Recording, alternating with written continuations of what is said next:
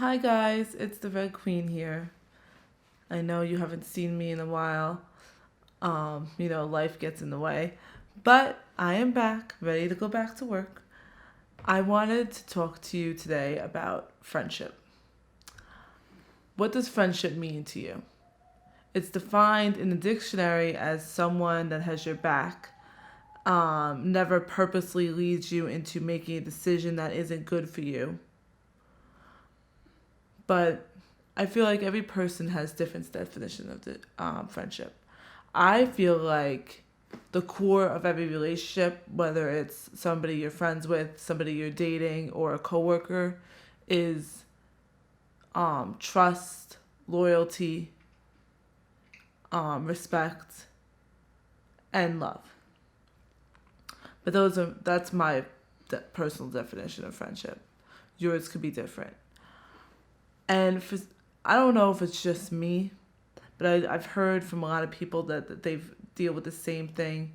Friendships, especially between other females, and friendships are so hard to keep.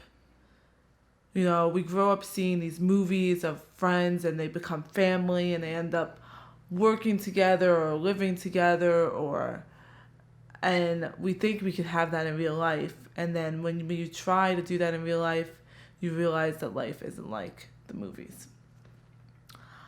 I've dealt with a lot of failed friendships throughout my years, from when I was in middle school to recently a year ago, and I'm 27 years old. And I'm probably going to deal with more.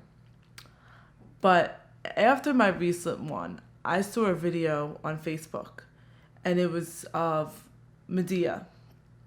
One of the Tyler Perry movies with Medea. If you don't know who she is, look her up. She's hilarious. It was a live movie about Medea family, and it was just a small clip, about like maybe 5 minutes, of her talking about relationships and categorizing them as a tree. Soon we'll watch the video together and I'll go through the rundown with you of how she's categorizing friendship and how I think the way she categorizes it is perfect. And I feel like everybody should put their relationships into these categories, and it will definitely give you a new perspective on it, and it will help you cope with the failed friendships that you have throughout your lifespan. So let's watch it together and we'll go through it together, okay?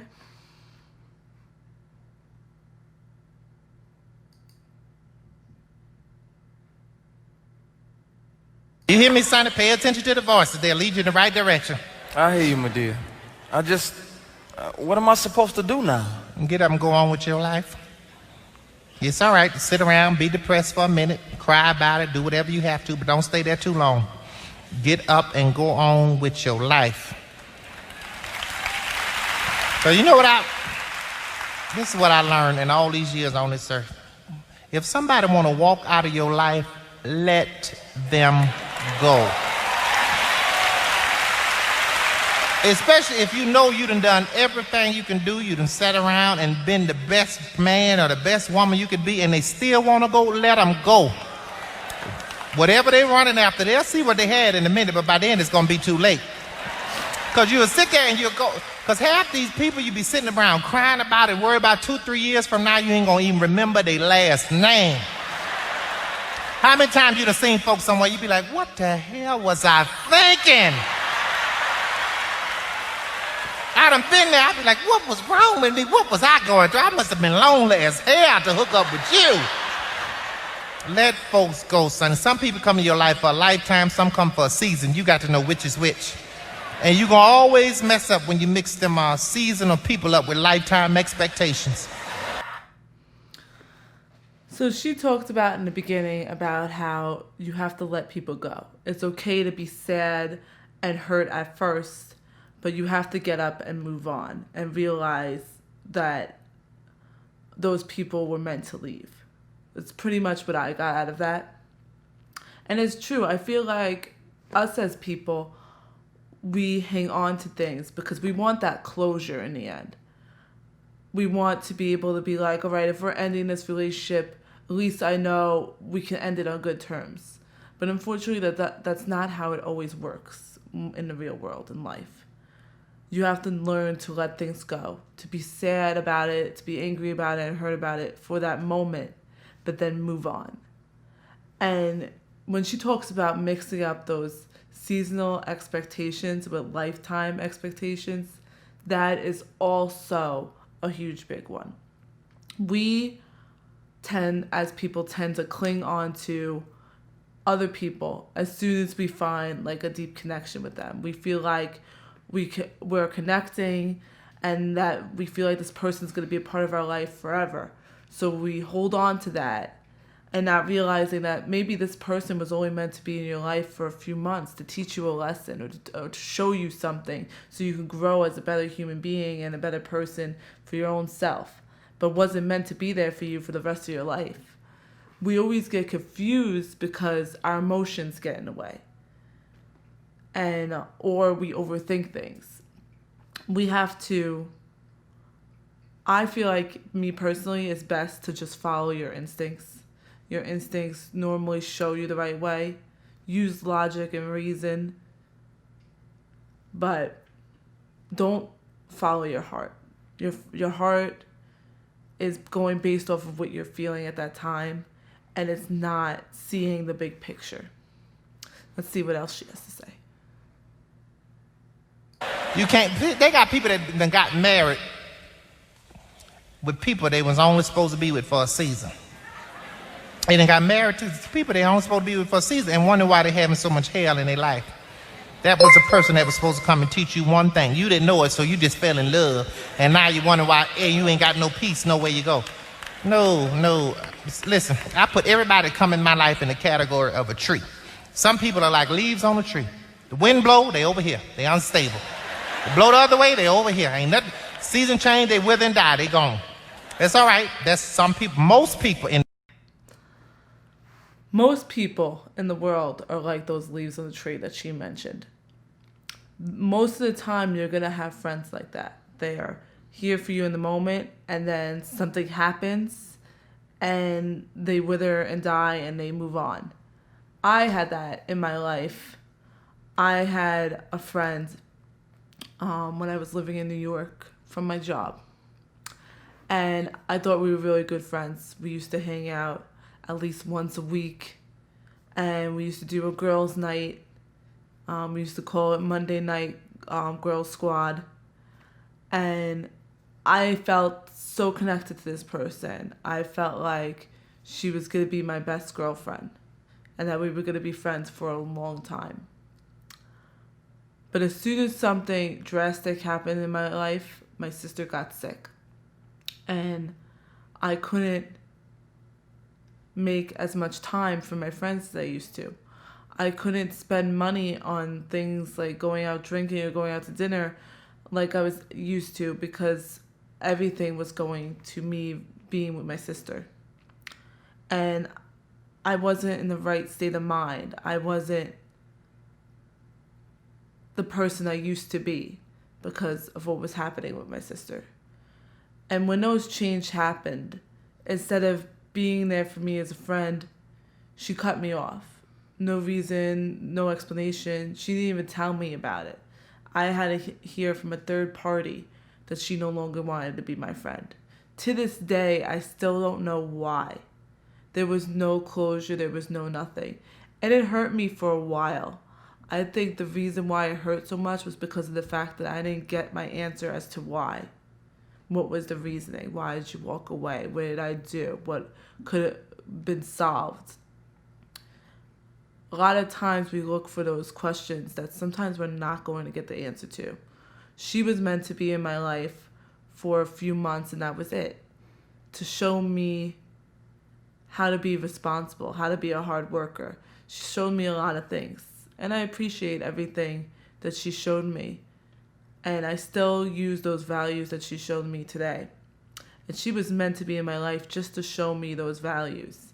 She wasn't meant to be in my life forever. Let's continue. The world are like that. They just there to take from the tree. They ain't there to do nothing but take and give shade every now and then. That's all they can do. But don't get mad at people like that. That's who they are. They ain't gonna never be nothing. That's what they put on this earth to be, but be what they are, a leaf. Some people are like a branch on that tree. You gotta be careful with them branches too, because they'll fool you. They'll get there and make you think they're a good friend and they're real strong, but the minute you step out there on them, they'll break and leave you high and dry. That is also a very true fact. The branches. The branches are the trickiest friends you could have. I've had two in my lifetime. The first one grew up with me from 3rd grade to my senior year in high school. I thought we were going to be friends for life. She was my first real girlfriend that I've ever had. My best friend that I've known for 23 years was dating somebody. And me and her did not see eye to eye. And it caused a huge rift between me and my best friend.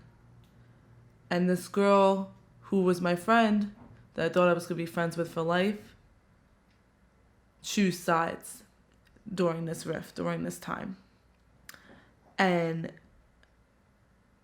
she walked away from me like a tree breaking, the branch breaking. And she wanted my best friend to walk away too. She gave him an ultimatum. And he said that the fact that you were asking me to give an ultimatum shows that you're not a good friend. So I'm not going to choose you. So she ended up losing me and my best friend at the time. The second time this happened to me was when I moved to Florida. I didn't know anybody here. I didn't have any friends. I left everybody behind in New York. So when I met somebody here that I felt like could be a good friend, a friend for life, I was super excited. I clung to it. And I ended up falling in love with her boyfriend's roommate. And then I ended up moving in with them. And it was me and my boyfriend and her boyfriend. And when issues were happening in the house, she ended up breaking and walking out of my friendship instead of trying to work through it and deal with the hard stuff. Twice I had friends that I thought were strong, stable friends that were going to be in my life for a while. But as soon as something critical happened, they broke. Just like that tree branch. I'm sure you guys have similar or your own stories. If you feel like sharing in this video your stories, let me know. We could help each other out and be there for each other in ways that most people aren't. Let's continue the video. But if you find you 2 or 3 people in your life that's like the roots at the bottom of that tree, you are blessed, because that's them the kind of people that ain't going nowhere. They ain't worried about being seen. Don't nobody have to know that they know you. They ain't got to know what they doing for you. But if them roots wasn't there, that tree couldn't live. You understand? And they ain't got a tree can have 100 million branches, but only a few roots down at the bottom to make sure it get everything it needs. I'm telling you something. When you get you some roots, hold on to them. But the rest of them, let it go. Just let it go. Let folks go. This was a hard one for me.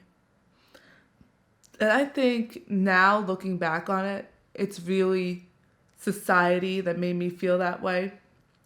I always felt like I needed 1 million friends in my life.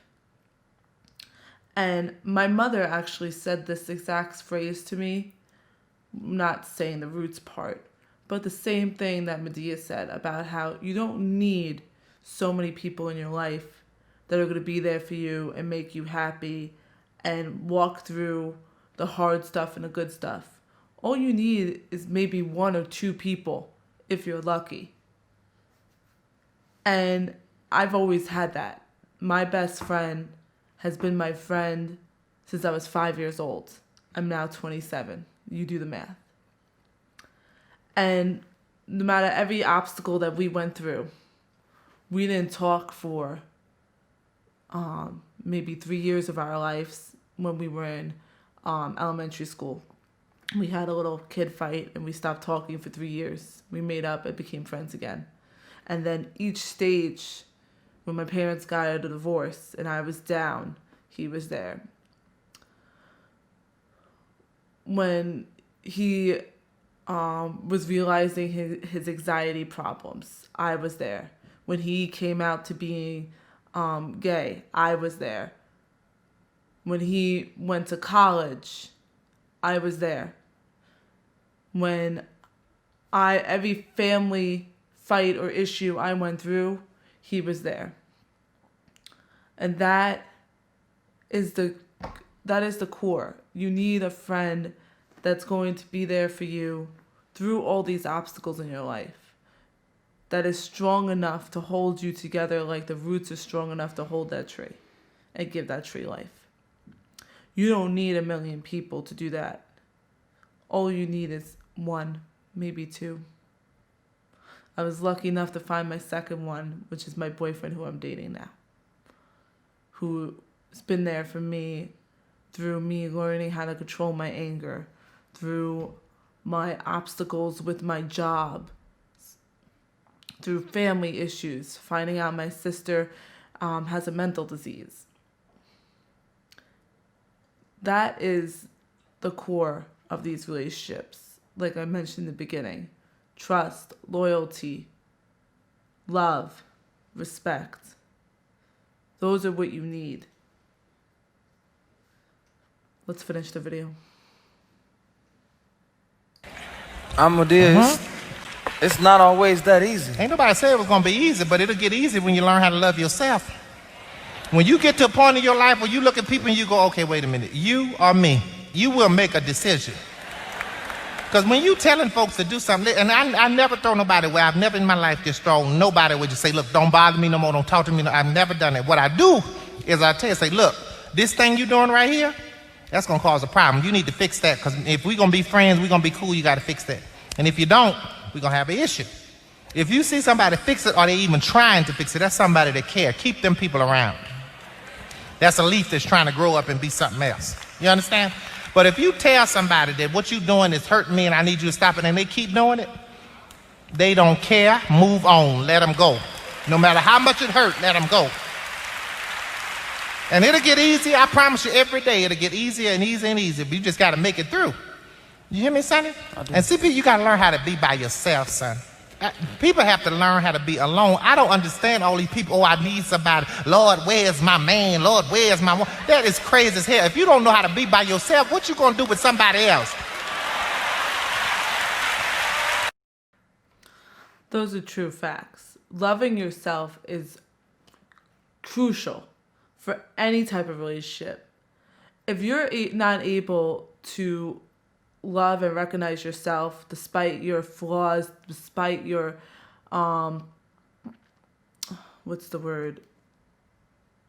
insecurities, how do you expect anybody else to be there for you? And I'm not saying it's easy. It's hard. I'm still to this day trying to learn and grow from my insecurities and trying to love myself and see myself that I could do things that other people see. And it took until me and my boyfriend actually to get me to realize certain things, like that I can change my anger. I can control that. And he does exactly what Medea says. He comes to me and says, listen, what you're doing right here is not right. You gotta change this if you wanna be able to grow with me and become a better person. And if you're able to accept those issues and at least try and work towards that, then you're becoming your own root for somebody else. So not only do you have to look for a root to be with you, you have to be a root as well. You can't expect people to have these qualities when you don't have them yourself. And that's a thing that a lot of people do. My sister in New York is guilty of that too. We are constantly going from relationship to relationship because we want to be with somebody, and because of either fear of being alone or fear of not being loved or whatever the case may be. But if you're not able to have a max time where you're just alone and it's just you and you working on yourself, how do you expect anybody else to be with you and anybody else to love you? I find that very powerful, what she just said. Let me know what you think. Let's continue. Stop praying about it. Shut up and wait. Go work on you here. That's what that time is for, to get yourself together. I'd rather be in a corner by myself with a puppy and a goldfish and be happy than to be sitting around with somebody in my house. I'm wondering what the hell they there for.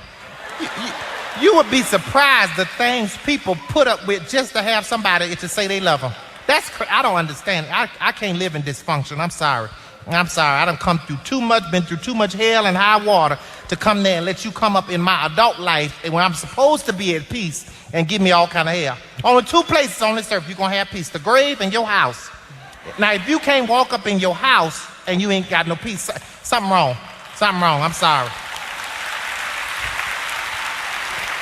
People be rebuking Satan. I be rebuking Satan and beating the hell out of everything that's up in there till they get out. I'm sorry. You got to go. This is mine. You hear me, Sonny? I do. For sure. You better hear me for sure.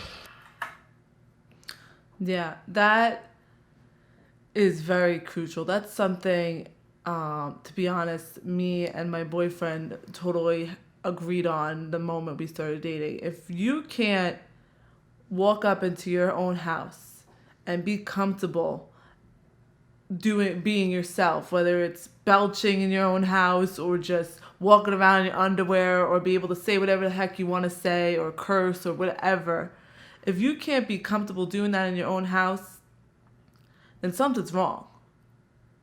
Whether you're living with a friend, family, boyfriend, like she said, you're only going to get peace in two places. The place you sleep at night and the place you're going to sleep in for the rest of your life. So to be able to do that is such a crucial thing to me.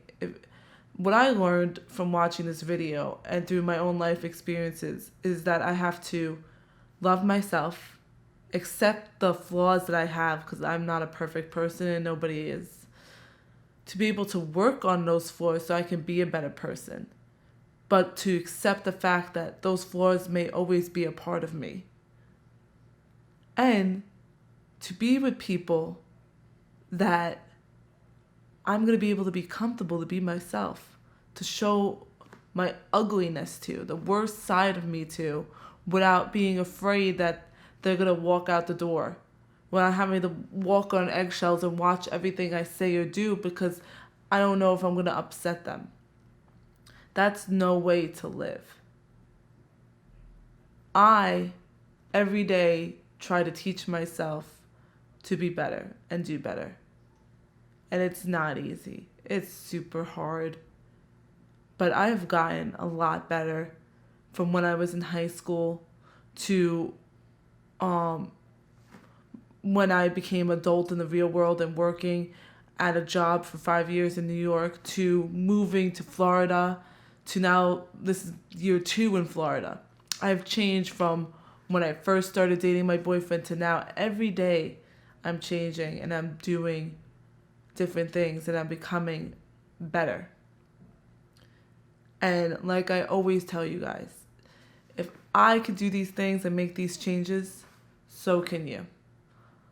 Leave me comments, like my video, share it. Tell me what you think. Tell me what you are going through or what you went through.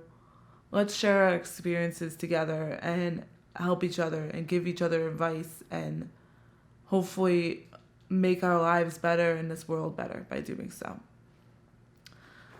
Bye guys, till next time.